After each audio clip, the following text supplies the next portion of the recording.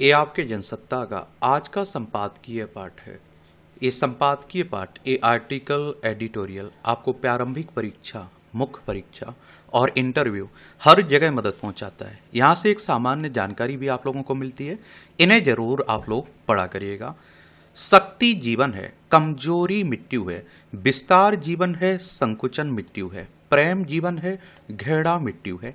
एक किसने कहा है? स्वामी विवेकानंद साहब ने कहा है। मध्य पूर्व में बदलते कूटनीतिक समीकरण। इस समय आप देख रहे हैं कि दुनिया भर में बड़ी अशांति फैली हुई है और एक तरफ ईरान, इजराइल और अमेरिका में चल रही है तनातनी, और आप देख रहे हैं कि यूक्रेन रूस में चल ही रहा है, इजराइल हमास में चल ही रहा है। देखिए, ये हमारी प्यारी पृथ्वी है। इसमें आप देखेंगे ये हमारा प्यारा भारत है, ये पाकिस्तान है, चाइना है, रूस है, यूक्रेन है। यहाँ आप लोगों को ईरान देखने को मिल जाएगा। यह है ईरान, तेहरान इसकी राजधानी है। ये फारस की खाड़ी है, ओमान की खाड़ी है। यहाँ आप लोगों को हॉर्मुज जलडमरू देखने को मिल जाएगी। ये आप देखिए लेबनान है, यहाँ आप लोगों को इजराइल देखने को मिल जाएगा। ये भूमध्य सागर है, ये लाल सागर आपको दिखाई दे रहा है। यहाँ आप लोगों को यूएसए देखने को मिल जाएगा। संयुक्त राज्य अमेरिका की बात हो रही है। वॉशिंगटन डीसी की राजधानी आपको देखने को मिल जाएगी। तो ये आप देखेंगे कि दुनिया में अंतर्राष्ट्रीय संबंधों की वास्तविकता यह है कि यहाँ ना तो कोई स्थायी दोस्त होता है और ना ही स्थायी दुश्मन है और ना ही कोई स्थायी गठबंधन। राष्ट्रीय हितों के संवर्धन के लिए परिस्थिति और रणनीतिक लाभ के अनुसार दोस्त एवं दुश्मन बदलते रहते हैं। और इसी तरह तेल के कारोबार के दो मजबूत साथी माने जाने वाले सऊदी अरब और संयुक्त अरब अमीरात के रास्ते अब अलग अलग हो गए हैं। सऊदी अरब नियंत्रण और संतुलन के यथार्थ को स्वीकार करके पाकिस्तान के प्रभाव में चीन की ओर जाने को तैयार है। वहीं संयुक्त अरब अमीरात ने ओपेक से अलग होने की घोषणा कर रणनीतिक स्वायत्तता का संदेश दे दिया है। दरअसल तेल की दुनिया में मजबूत हैसियत रखने वाले संयुक्त अरब अमीरात का यह निर्णय आर्थिक साधनों का रणनीतिक उपयोग बेहतर तरीके से करके अपने भू राजनीतिक लक्ष्य हासिल करने की कोशिश नजर आता है। ये ओपेक के बारे में याद रखिएगा, इस तरह के संगठनों से क्वेश्चंस पूछ लेता है। समझ रहे हैं आप लोग? ऑर्गेनाइजेशन की बात हो रही है, ओपेक ऑर्गेनाइजेशन की बात हो रही है। इसकी स्थापना कब हुई थी? ये जरूर आप लोग याद रखिएगा। इसकी स्थापना 1960 में हुई थी। कब हुई थी? 1960 में। और इसका हेडक्वार्टर कहां देखने को मिल जाएगा? ये भी आप लोग याद रखिएगा। बेना, ऑस्ट्रेलिया में इसका हेडक्वार्टर देखने को मिलेगा। मध्य पूर्व की सबसे प्रतिस्पर्धी अर्थव्यवस्था संयुक्त अरब अमीरात का लक्ष्य वी द यूएई 2031 योजना के तहत सतत विकास और एक ज्ञान आधारित अर्थव्यवस्था का निर्माण करना है। वह मध्य पूर्व की धार्मिक और सामरिक प्रतिद्वंदिता के शिकंजे से बाहर निकलकर तथा तेल पर निर्भरता कम करके पर्यटन, कृत्रिम बुद्धिमत्ता और एरोस्पेस पर आधारित विकास परियोजनाओं पर ध्यान केंद्रित कर रहा है। भू अर्थशास्त्र आज की विश्व अर्थव्यवस्था का महत्वपूर्ण आधार बन चुका है। विभिन्न देश अब व्यापार, निवेश और तकनीक के माध्यम से अपनी शक्ति और प्रभाव बढ़ा रहे हैं, और जिससे वैश्विक राजनीति का स्वरूप तेजी से बदल रहा है। भौगोलिक रूप से हॉर्मुज जलमार्ग के पास स्थित यूएई एक प्रमुख वैश्विक व्यापारिक केंद्र है। वर्ष 2015 से भारत के साथ उसकी रणनीतिक साझेदारी और अब ओपेक से अलग रूप उसकी बढ़ती भू राजनीतिक महत्वाकांक्षाओं को दर्शाता है। अमेरिका, इजराइल और ईरान के बीच युद्ध में संयुक्त अरब अमीरात ने ईरान की तरफ से कई हमलों को झेला है। ऐसी परिस्थितियों में उसके आगामी कदम मध्य पूर्व की राजनीति पर गहरे असर डाल सकते हैं। यूएई के अमेरिका, इजराइल और भारत से मजबूत संबंध हैं तथा मध्य पूर्व की बदलती परिस्थितियों में इसका व्यापक रणनीतिक एवं आर्थिक प्रभाव देखने को मिल सकता है। दुनिया के धनी देशों में शुमार यूएई की पूंजी, इजराइल की तकनीक, भारत का बाजार, अमेरिका का समर्थन मध्य पूर्व के नए आर्थिक रणनीतिक समूह के रूप में बाजी पलटने वाले साबित हो सकते हैं। इसकी संभावना इसलिए भी बढ़ी क्योंकि इन देशों ने सहयोग का खाका पहले ही तैयार कर लिया था। गौरतलब है कि I2U2 2021 में स्थापित भारत, इजराइल, संयुक्त अरब अमीरात और अमेरिका का एक रणनीतिक एवं आर्थिक गठबंधन है। इसे पश्चिमी एशियाई क्वाड भी कहा जाता है। इसका मुख्य उद्देश्य सदस्य देशों के बीच आर्थिक सहयोग, व्यापार, जल, ऊर्जा, परिवहन, अंतरिक्ष, स्वास्थ्य और खाद्य सुरक्षा को बढ़ावा देना है। ईरान से युद्ध में सऊदी अरब के रूप पर अमेरिका के राष्ट्रपति डोनाल्ड ट्रंप ने अपनी नाराजगी कई बार सार्वजनिक रूप से जाहिर की। युद्ध के बीच सऊदी अरब में पाकिस्तान के लड़ाकू विमानों का जाना दरअसल अमेरिका पर सऊदी अरब की सैन्य निर्भरता कम करने की कोशिश ज्यादा नजर आई। मध्य पूर्व में अमेरिका के रणनीतिक हित सऊदी अरब, पाकिस्तान, तुर्की के सैन्य गठबंधन से प्रभावित हो सकते हैं। वहीं संयुक्त अरब अमीरात मध्य पूर्व में एक प्रमुख आर्थिक और रणनीतिक शक्ति है। अमेरिका के लिए यह देश बहुत महत्वपूर्ण है और उसने ओपेक से अलग होकर एक तरह से अमेरिकी पक्ष को मजबूत किया है और इससे अमेरिका की सैल नीति या फिर सैल क्रांति को बल मिल सकता है। और आप देखते हैं कि सैल क्रांति अमेरिका में वर्ष 2000 के दशक में शुरू हुई एक तकनीकी क्रांति है और जिसने वहां की ऊर्जा व्यवस्था को मूल रूप से बदलते हुए उसे वैश्विक शक्ति संतुलन में नई ऊंचाइयों पर पहुंचा दिया। नई तकनीकों के माध्यम से अमेरिका ने चट्टानों में मौजूद तेल और गैस का बड़े पैमाने पर उत्पादन शुरू किया। नतीजतन कभी ऊर्जा के लिए पश्चिम एशिया पर निर्भर अमेरिका स्वयं इसका प्रमुख उत्पादक और निर्यातक बन गया है। ऊर्जा आत्मनिर्भरता ने अमेरिका की विदेश नीति को अधिक स्वतंत्र बनाया। अब उसे मध्य पूर्व के तेल पर निर्भर रहने की मजबूरी नहीं रही। इसके साथ ही वैश्विक ऊर्जा बाजार में अमेरिका की बढ़ती उपस्थिति ने उसे आर्थिक और रणनीतिक दोनों स्तरों पर लाभ पहुंचाया। ऊर्जा निर्यात के माध्यम से उसने न केवल अपनी अर्थव्यवस्था को मजबूत किया बल्कि यूरोप और एशिया के देशों पर भी प्रभाव बढ़ाया है। इस क्रांति का सबसे बड़ा असर सऊदी अरब और अन्य ओपेक देशों पर पड़ा है। पहले जहां ओपेक के माध्यम से सऊदी अरब तेल की कीमतों और आपूर्ति को नियंत्रित करता है, वहीं अमेरिका के ऊर्जा उत्पादन ने इस नियंत्रण को कमजोर कर दिया। वैश्विक बाजार में प्रतिस्पर्धा बढ़ने से सऊदी अरब की बाजार हिस्सेदारी घटी और कीमतों पर उसका प्रभाव सीमित हो गया।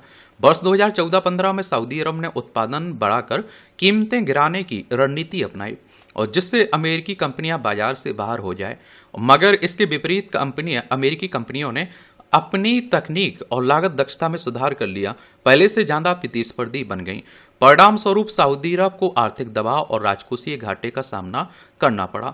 दूसरी ओर अमेरिका और सऊदी अरब की प्रतिद्वंदिता से अलग होकर यूएई प्रतिस्पर्धी अर्थव्यवस्था बनने की ओर आगे बढ़ा और अब वह ओपेक से अलग होकर अमेरिका का तकनीकी फायदा लेना चाहता है। यूएई यह बाखूबी जानता है कि इजराइल के साथ सैन्य गठबंधन का हिस्सा बनने से वह मुस्लिम देशों को नाराज कर सकता है और जिसका जोखिम वह लेना नहीं चाहता है। मगर इजराइल से उसने अपने संबंधों को मजबूत किया है ताकि उसकी तकनीक का फायदा उठाया जा सके। यूएई के लिए भारत बेहद महत्वपूर्ण देश है और भारत की अर्थव्यवस्था के लिए वह भी काफी अहम है। भारत से यूरोप तक बनने वाले नए आर्थिक गलियारे में यूएई की भूमिका अहम मानी जा रही है। यह भारत को यूएई, सऊदी अरब, जॉर्डन, इजराइल, यूरोप से समुद्री व रेल मार्ग द्वारा जोड़कर व्यापार को आसान, तेज तथा सस्ता बनाने की पहल है, जिसे चीन के बेल्ट एंड रोड इनिशिएटिव के विकल्प के रूप में देखा जा रहा है। चीन के प्रभाव को कम करने के लिए इस परियोजना में अमेरिका की गहरी दिलचस्पी है। यूएई की कुल आबादी 90 लाख है, इसमें 2/3 प्रवासी हैं। इनमें करीब 26 लाख भारतीय हैं जो यहाँ प्रवासियों का सबसे बड़ा हिस्सा है। यूएई दुनिया का दूसरा देश है जहाँ भारत का सबसे ज्यादा निर्यात होता है। भारत के लिए दुबई व्यापार, यात्रा, आपूर्ति प्रबंधन का केंद्र है। वहां जाने वाले पर्यटकों में सबसे ज्यादा भारतीय होते हैं। यहाँ श्रमिकों से लेकर सेवा क्षेत्र में के कर्मचारियों, तकनीकी विशेषज्ञों तक सबसे अधिक संख्या भारतीयों की है। I2U2 की मजबूती के लिए यह अनुकूल समय दिखाई पड़ रहा है। अगर किसी क्षेत्र में कोई परियोजना शुरू की जाती है तो इजराइल तकनीकी प्रदान करेगा, यूएई निवेश करेगा, भारत उस परियोजना को बड़े पैमाने पर लागू करेगा और अमेरिका उसे वैश्विक बाजार और रणनीतिक संरक्षण उपलब्ध करा सकता है। इसका फायदा इन चारों देशों की अर्थव्यवस्था को मिलेगा। देख रहे हैं आप लोग क्या सोचते हैं? अपनी राय जरूर बताया करिएगा। देखिए, ये ओमान है, सऊदी अरब है, ये संयुक्त अरब अमीरात देखने को मिल जाएगा आपको।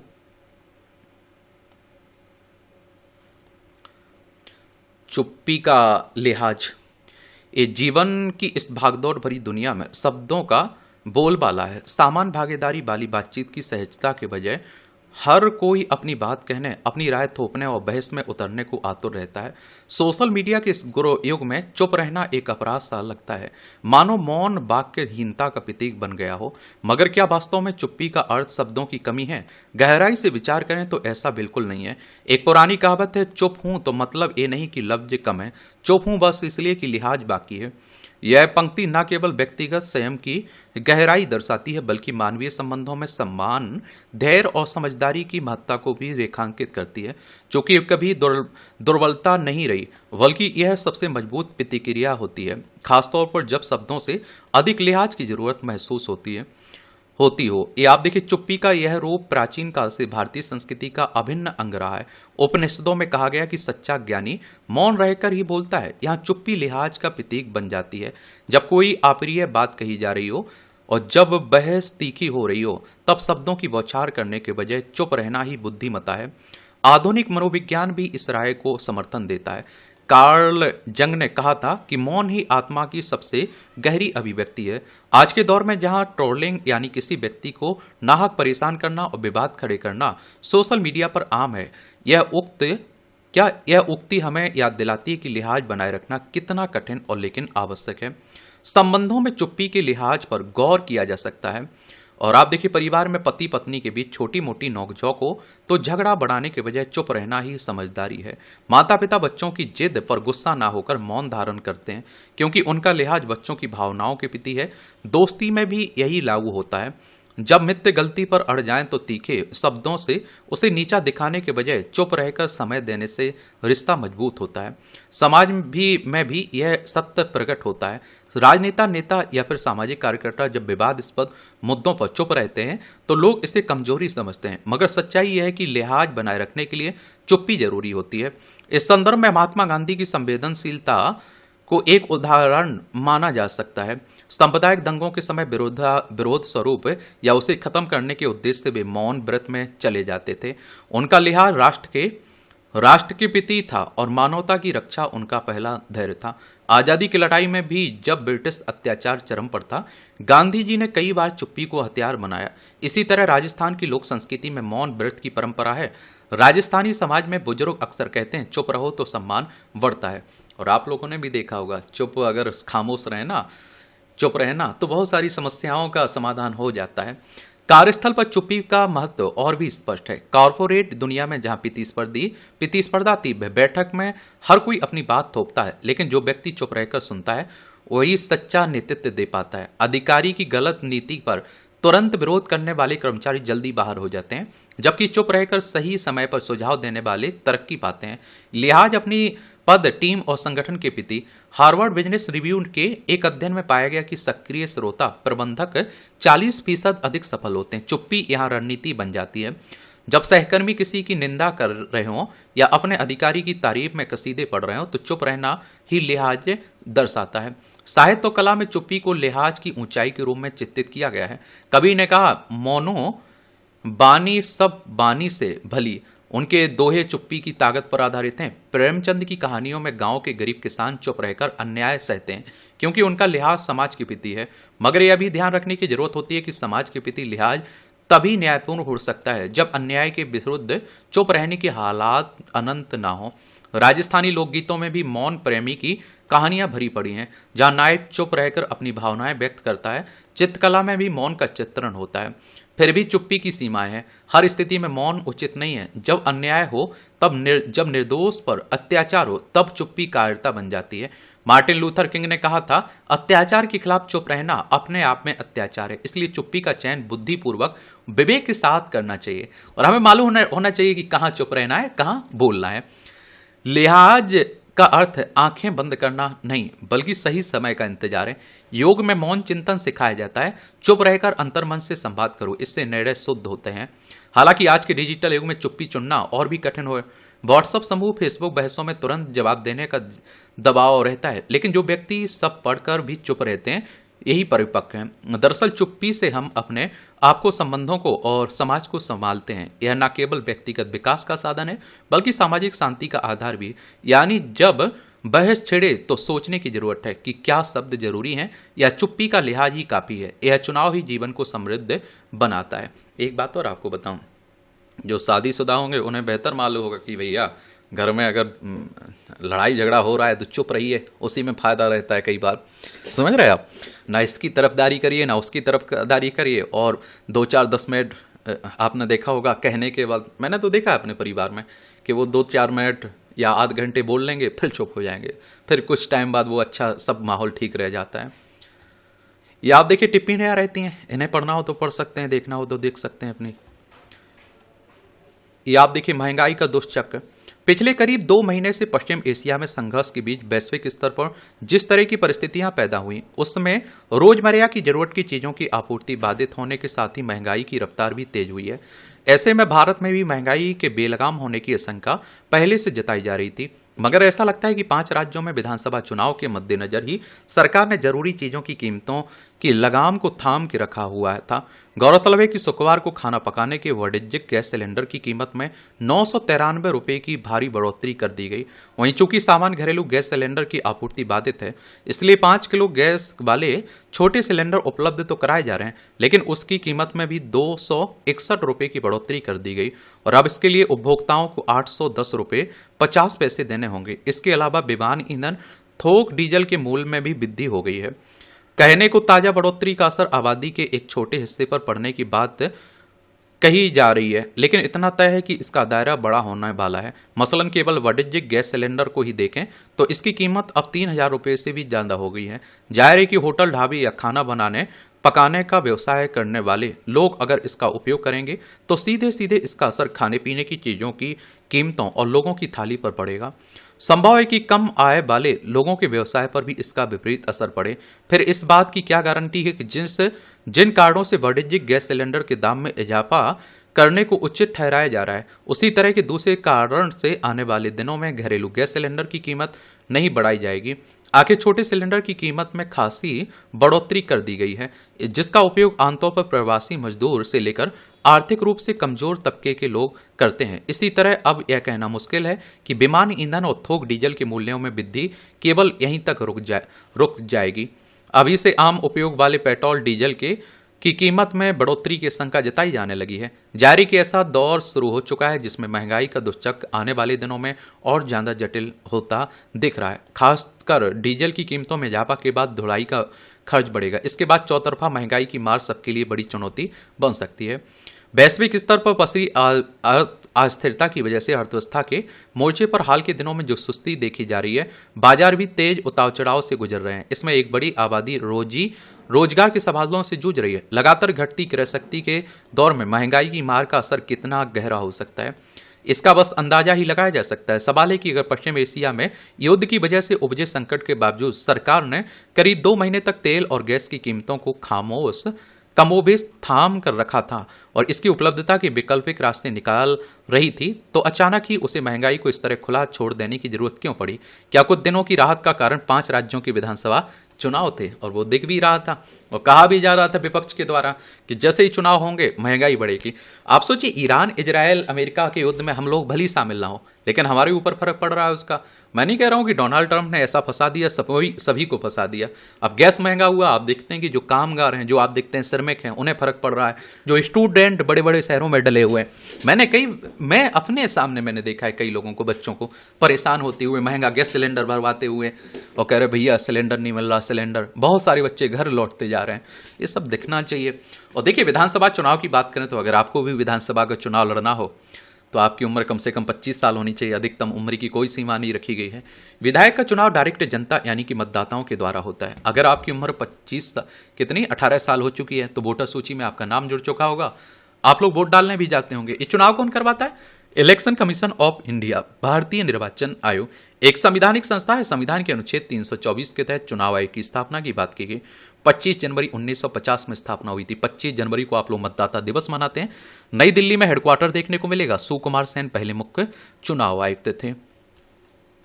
लापरवाही की कीमत। मध्य प्रदेश में जबलपुर के बरगी बांध में एक क्रूज नाव के पलटने से हुए हादसे की त्रासदी ने एक बार फिर नागरिक सुरक्षा को लेकर गंभीर सवाल खड़े कर दिए थे। आप लोगों को कुछ समय पहले देखा होगा, वृंदावन में भी यही हुआ था। हम लोग क्या रहता है कि कोई दुर्घटना होती है ना, उससे हम लोग सीख नहीं लेते हैं। हम लोग लीपापोती करना शुरू कर देते हैं, सरकार हो चाहे प्रशासन, और कुछ समय के बाद फिर भूल जाते हैं। फिर कोई इसी तरह की दुर्घटना होती है, फिर जागती है सरकार प्रशासन। इस हादसे ने नाव पर सवार होकर रोमांच महसूस करने के कई लोगों के उत्साह को मातम में बदल दिया।